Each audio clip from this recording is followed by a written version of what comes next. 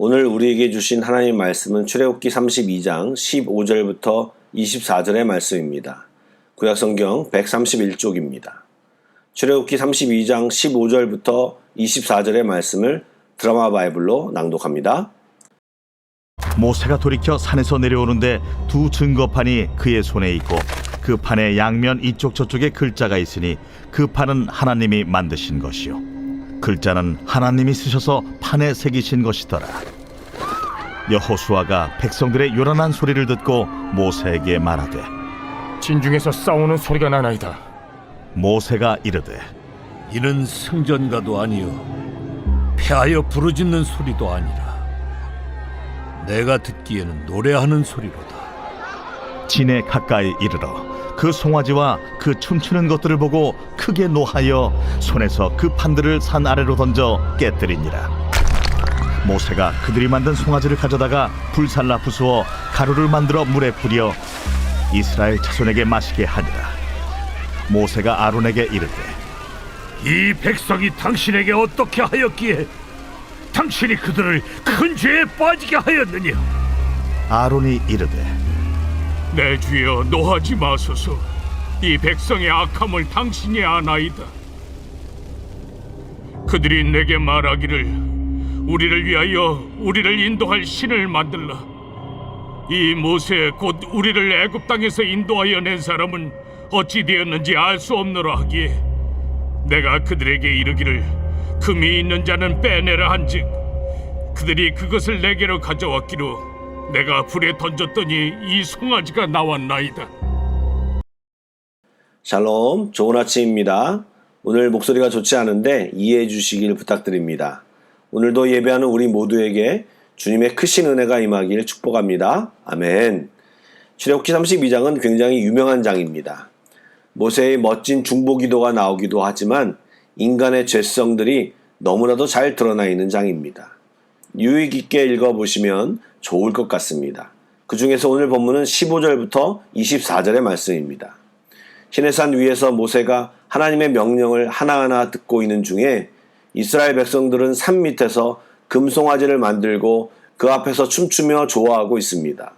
진노하신 하나님을 겨우 진정시킨 모세는 산 밑으로 내려갑니다. 산 밑으로 내려오는 모세의 두 손에는 두 개의 증거판이 들려 있었습니다. 하나님과 이스라엘 백성과 언약 체결을 위한 두 개의 증거판은 하나님께서 친히 준비하시고 글자까지도 친히 새겨 넣으신 것입니다. 이 돌판을 들고 내려가다가 모세를 수행하기 위해 대기했던 여호수아를 만납니다. 그렇게 함께 산을 내려가던 모세와 여호수아의 귀에 산 밑에서 나는 요란한 소리를 들었습니다. 좀 전에 말씀을 읽었던 드라마 바이블에서 생생하게 그 장면을 표현했던 것 같습니다. 여호수아는 상황을 몰랐지만 모세는 하나님이 말씀하셨기에 어느 정도 알고 있었습니다. 그런데 그것을 이제 눈으로 확인한 것입니다. 방탕한 춤판을 벌이고 있는 이스라엘 백성의 모습을 목격한 것입니다. 모세는 크게 노하여 손에 들고 있던 증거판을 던져 깨뜨립니다. 저는 사실 이 부분에서 하나님의 진노를 진정시키고 이스라엘 백성을 중지하려고 힘썼던 모세의 진노가 조금 심하게 느껴졌었습니다. 그래서 주석을 찾아보니 이 상황은 이스라엘의 배반으로 이미 시내산 언약이 폐기되는 상황임을 나타내는 것이라 모세가 단순히 분을 참지 못해 증거판을 던져버린 것이 아니라 언약 파괴를 뜻하는 상징적인 행위라고 해석하고 있었습니다. 한마디로 계약서를 찢어버리듯이 지금 하나님과 이스라엘 사이에 언약이 깨어졌음을 선포한 것입니다. 모세가 얼마나 화가 났는지 금송아지를 부수어 가루를 만들고 물에 뿌려 이스라엘 자손들에게 마시게 했는데 이는 추악한 물건을 완전히 없애버린다는 의미인 것입니다.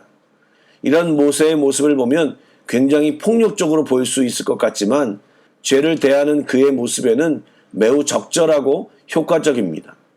그리고 모세의 행동은 굉장히 즉각적이었습니다. 왜 이런 말을 할까요? 그래야 사람이 살 수 있기 때문입니다. 하나님의 백성으로 죄는 결코 선택사항이나 피치 못할 사항이 될 수 없습니다. 죄는 비슷한 모양만 있더라도 바로 버려야 합니다. 이어 나오는 내용은 모세와 아론의 대화입니다.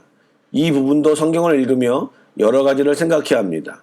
아론의 말을 집중해서 보시기 바랍니다.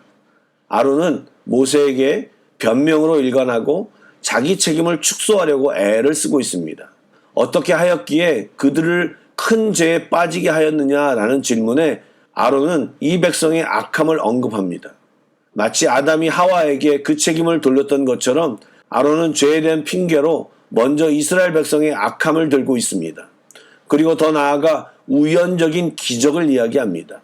신을 만들어 달라는 백성의 요구에 응한 것은 사실이지만 그들이 가져온 금을 불에 던졌더니 금송아지가 나왔다고 주장한 것입니다. 금을 불에 던졌더니 저절로 금송아지가 나왔다는 말도 안 되는 거짓말은 그가 조작칼로 새긴 것을 부인하기 위한 핑계였습니다. 자신이 그렇게 하도록 주위 환경을 몰아갔다, 어떤 불가항력적 힘에 의해 그 일을 할 수밖에 없었다라고 변명하고 있는 것입니다. 사실 인간은 자신의 죄악에 대해 남에게 책임을 돌리고 또 자신이 처한 환경에서는 그렇게 할 수밖에 없었다는 식의 변명을 늘어놓습니다. 하지만 다른 사람에게 책임을 전가하는 것은 자신이 그 사람의 뜻에 따르는 종이라고 주장하는 것과 똑같은 이야기이고, 환경 탓을 하는 것은 내 삶을 주도적으로 이끌 능력이 없다고 말하는 것과 같습니다. 아론은 모세가 부재한 상황에서 모든 책임을 져야 할 사람이었습니다. 그런데 아론은 모세의 형으로서 모세 옆에 늘 있으므로 모세처럼 대단한 믿음의 사람일 줄 알았는데 그가 아무것도 아니었음이 만천하에 드러났습니다. 모세의 후광이 사라지는 순간 그는 비겁한 우상 숭배자로 전락했습니다. 우리도 둘러싼 껍질을 하나씩 벗겨봅시다. 또 내가 홀로 모든 것을 결정해야 할 상황이 될 때를 생각해보면 과연 아론과 다르게 모세의 모습을 따라갈 수 있을지 우리 각자를 돌아보고 점검해보면 좋을 것 같습니다. 또한 정직이라는 관점에서 볼 때도 아론은 어른답지 못한 행동을 했습니다. 하나님은 정직하게 나와 국류를 구하는 자를 기뻐하십니다. 또한 주석적인 설명을 보지 않았다면 모세의 분노를 아론의 변명과 견주어 생각해 볼 수도 있었는데 이 둘은 엄청난 차이가 있습니다. 바로 중심의 차이입니다. 모세가 비록 분노를 했지만 올바른 분노였습니다. 또한 모세의 분노는 하나님 중심적인 마음을 가진 분노였습니다. 그러나 아론의 변명은 하면 할수록 궁색한 자기 중심적인 마음이었습니다. 사랑하는 성도 여러분, 세상을 살아가면서 세상의 때를 전혀 묻히지 않고 살아갈 수는 없을 것입니다. 그러나 죄에 대해서는 단호해야 합니다. 그것이 우리가 살 길입니다. 죄를 범하는 자는 죄의 종이 되어 자기 의지대로 살지 못하고 죄에 끌려 살게 되는 것입니다. 그러한 사람은 자신의 삶을 주도하지 못하고 자신의 잘못에 책임지지 않고 변화를 거부하는 경우가 많습니다. 그러기에 죄를 범하였을 때는 주님 앞에 나아가 바로 회개하고 해결해야 하는 것입니다. 정직하게 나아가 주의 긍휼을 구하는 자는 용서는 물론이고 그로 인한 자유와 존엄성을 회복하게 됩니다. 죄와 회개에 대한 부분은 잘하는 것이지만 아는 만큼 잘 안 되는 부분이기도 합니다. 이런 말씀을 들을 때만이라도 자신을 돌아보고 하나님 앞에 정직하게 나아가는 연습을 해야 할 것입니다. 축복합니다. 기도하겠습니다. 사랑의 하나님, 이스라엘 백성의 모습과 또 아론의 모습을 보면서 참 연약한 인간의 모습을 다시 한번 발견합니다. 죄가 얼마나 무서운지를 알게 하시고 죄는 모양이라도 끊어버리며 주님 앞에 올바로 서기를 몸부림치게 하여 주시옵소서. 또 변명보다는 정직, 인정과 회개를 배우게 하시어 회복을 경험하며 살게 하여 주시옵소서. 하나님, 우리가 계속하는 기도에도 함께하여 주셔서 주의 은혜를 베풀어 주시옵소서. 예수님의 이름으로 기도드립니다. 아멘. 계속해서 찬양 한 곡을 묵상하시고 합심기도와 개인기도로 나아가겠습니다.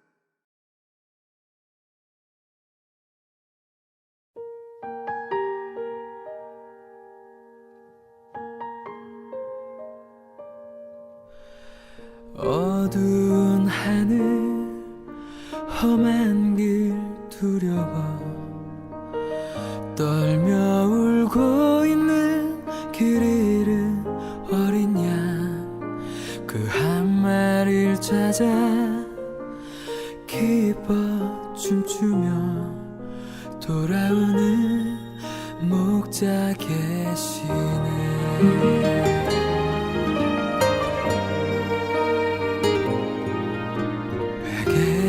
것 없는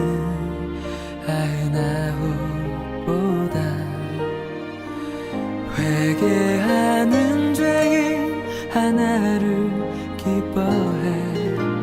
집 떠난 아들 돌아오기만을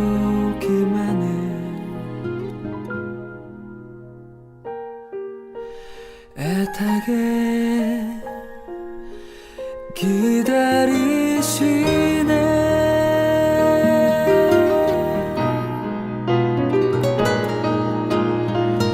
나 이제 일어나 돌아가리. 내 아버지께 가서 말하리. 나를 아들로 보지 마소서. 일꾼으로 나 여기소서.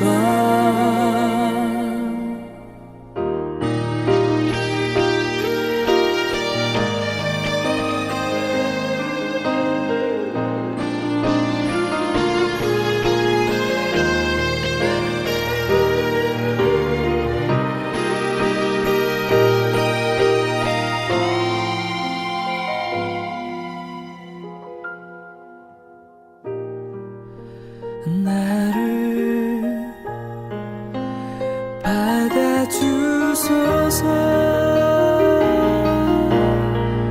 나 이제 일어나 돌아가리. 내 아버지께 가서 말하리. 나를 아들로 보지 마소서. 일꾼